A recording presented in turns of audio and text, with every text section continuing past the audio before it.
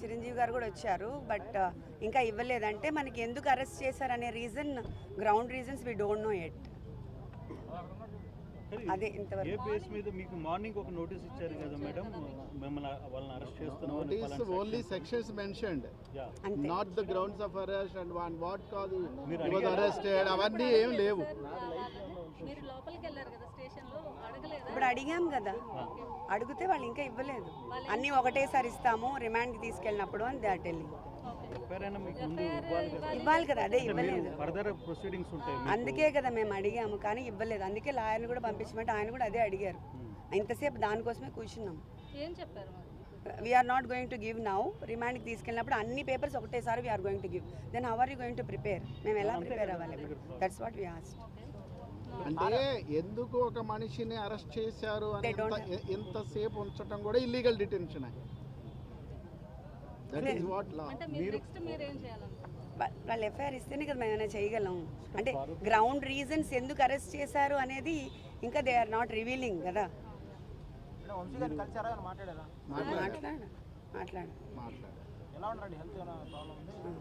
బాగానే, as of now is fine. అంటే మీరు లీగల్ ప్రొసీడింగ్ పోవడానికి ఫర్దర్గా మీకు ఇప్పుడు without FIR you can't go. We can't go. So మరి 1 డే అయిపోతుంది ఆల్మోస్ట్ ఆల్. మీరు లీగల్ ఇప్పుడు కాసేపట్లో మెజిస్ట్రేట్ ముందు హాజరు చేస్తారు. సో అటువంటి సందర్భం అదే మనం చెప్తాం అక్కడ. We can't tell anything. మీరు మెజిస్ట్రేట్ ముందు మీరు చెప్పే అవకాశం ఉంటుందని అనుకుంటున్నారు. ఆయన చెప్తారు, ఇంకా మనకి ఎట్లా అవకాశం ఉంటుంది? ఇప్పుడు మనకి ఎఫ్ఐఆర్ ఇవ్వనప్పుడు, సర్వ్ చేయనప్పుడు, బట్ మన చేతులు ఏముండదు కదా. We can't proceed further. So overall episode అట్లా అనిపిస్తుంది. ఎపిసోడ్ నేను పొద్దున్న నుంచి చెప్పాను, బట్ ఎవ్రీథింగ్ ఏం అర్థం అవ్వట్లేదు. ద ఇన్ఫరెన్స్ ఈస్ ఎప్పుడో జరిగినప్పుడు 44 మంది కేసు పెట్టారు.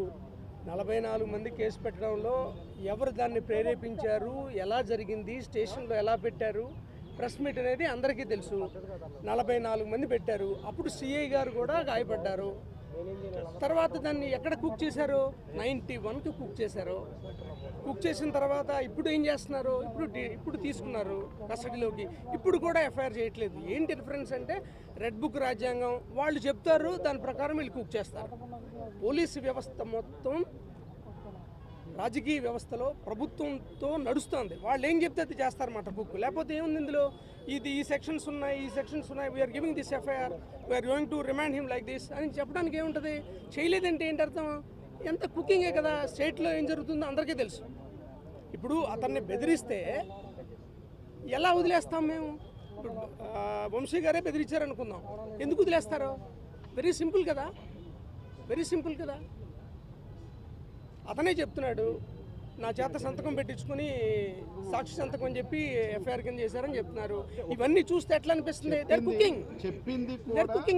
చెప్పింది కూడా మ్యాజిస్ట్రేట్ చెప్పారు.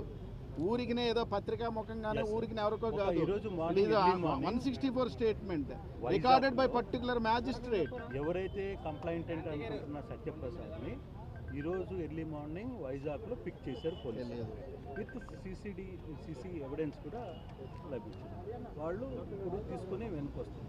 కంప్లైంట్ని పోలీసులు బలవంతంగా ఎందుకు పిక్ చేసి తీసుకురావాల్సిన పరిస్థితి ఎందుకు? ఇప్పుడు అదే ఈ కేసు నేపథ్యం చూస్తే ఫస్ట్ నుంచి రెచ్చగొట్టారు. పార్టీ ఆఫీసులో గొడవ చేసిన తర్వాత సీఎని కూడా కొట్టారు. తర్వాత ఎవరిని అడిగినా చెప్తారు, వంశీ అనే వ్యక్తి తెలుగుదేశం పార్టీకి టార్గెట్ అనేది ఈ స్టేట్లో ఉన్న ఏ వ్యక్తిని అడిగినా చెప్తారు. దీనికి ఆయన ఎలా పోరాటం చేస్తున్నాడో కూడా తెలుసు. వాళ్ళ మెయిన్ టార్గెట్ ఏంటి? They want to hit him. పవర్లో ఉన్నాం కాబట్టి మేము ఏదైనా చేయగలం. ఇది వంశీ గారికి కాదు, సామాన్య కార్యకర్తకు కూడా జరుగుతాం. వంశీ గారికే కాదు, ఎవరికైనా జరుగుతాం. మీ అందరికీ తెలిసిందే. ఇప్పుడు ఆయన క్లియర్గా చెప్పాడు, నేను మాట్లాడలేదని చెప్పాడు. అయినా సరే మాట్లాడారని చెప్పి చేస్తున్నారు. నేను మాట్లాడలేదని చాలా సందర్భాల్లో చెప్పాడు. నేను కూడా విక్టిమ్ అని చెప్పాడు. ఆడపిల్ల అంటే ఎవరి పిల్లైనా ఆడపిల్లే. మీ పిల్ల కావచ్చు, నా పిల్ల కావచ్చు, ఏమి కావచ్చు, ఇంకోళ్ళు కావచ్చు, ఎవరైనా సరే.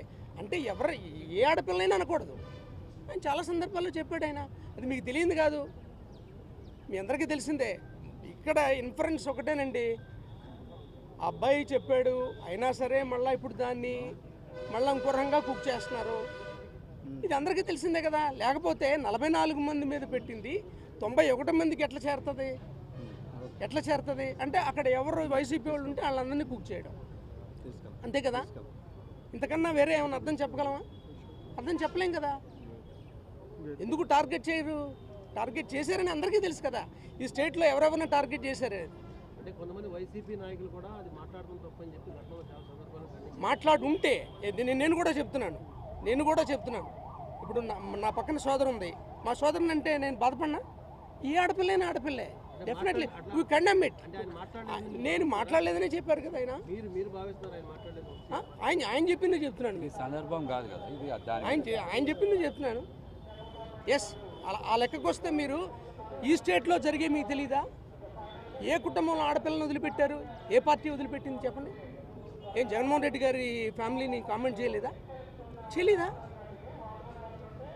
చెప్పండి. ముందు మీరు చేసి చెప్పండి ఇలా అనలేదని. అంటే ఒక పార్టీ ఆడవాళ్ళ మిగతా వాళ్ళు ఆడవాళ్ళు కదా, మిగతా వాళ్ళ కుటుంబాలు ఉండవా, వాళ్ళకి మనోభావాలు ఉండవా? This is not that. మీకు కూడా విజ్ఞప్తి చేస్తున్నా, ఇది డెమోక్రసీ. This is democracy. రాజ్యాంగ వ్యవస్థ మీద మాకు నమ్మకం ఉంది, రాజ్యాంగ విలువల మీద నమ్మకం ఉంది. వైఎస్ఆర్ కాంగ్రెస్ పార్టీ, జగన్మోహన్ రెడ్డి గారు రాజకీయంగా ఓటు విలువ ఎలాంటిదో మనిషికి కూడా సామాజికంగా ఆర్థికంగా వాళ్ళు ఎలాంటి వాళ్ళైనా సరే అదే విలువనిచ్చి పరిపాలించిన ఆయన. దానికి భిన్నంగా ఇప్పుడు ఇలా జరుగుతుంటే media you can understand it. What is happening to this state? ఏం జరుగుతుంది? ఇది ఏం జరుగుతుంది అనేది you should think of it. ఏం జరుగుతుంది ఇది మీరు కూడా ఆలోచించండి. Yes, you come with a very good questions. What is happening to this state? We do answer. Don't carry with the politicians. మన రాష్ట్రం బాగుండాలా మాట్లాడండి. ఇలాంటి విష సంస్కృతిని ఎవరు పోషించినా ఖండించాల్సిందే. ఖండిస్తాం కూడా. దాంట్లో ఏమాత్రం లేదు. ఖండిస్తాం ఖచ్చితంగా. ప్రజలు ఎన్నుకున్న ప్రభుత్వం ప్రజల కోసం పనిచేయాలా? ఎవరికైనా సరే ఇర్రెస్పెక్ట్ ఆఫ్ కాస్ట్, కలర్, క్రీడ్ మేము చేసాం. somehow we are being rejected by the people we accept it, but this is not the way. Please, కనీసం రాజ్యాంగాన్ని మొన్నే చేసుకున్నాం కదా, రాజ్యాంగ దినోత్సవాన్ని. మరి ఏంటిది? What is this? Even court is asking for the CC cameras. ఏం చెప్తున్నారు? తగలబడిపోయింది ఏంటి? What is this? హైకోర్టు మాట్లాడుతుంది, మేము మాట్లాడటం కాదు, హైకోర్టు మాట్లాడుతుంది. What is happening? ఎల్లకాలం ఎట్లుంటుందా? కాబట్టి విజ్ఞులైన మీ అందరికీ మనం చేస్తున్నాం. ఖచ్చితంగా తప్పు చేస్తే right, you take in a right way, right డైరెక్షన్లో తీసుకోండి. ఇంత చేయాల్సిన అవసరం లేదు. ఇదిగో మీరు ఎట్లా చేశారు, ఎట్లా చేసాం, ఎట్లా ఇదిగో ఎఫ్ఐఆర్ లేదు ఇది. Yes, go with it. ఈ ఇన్సిడెంట్ ఎట్లా జరిగింది, ఎక్కడికి తీసుకొచ్చారు దీన్ని? Everything is happening like this only. Government establish అయిన తర్వాత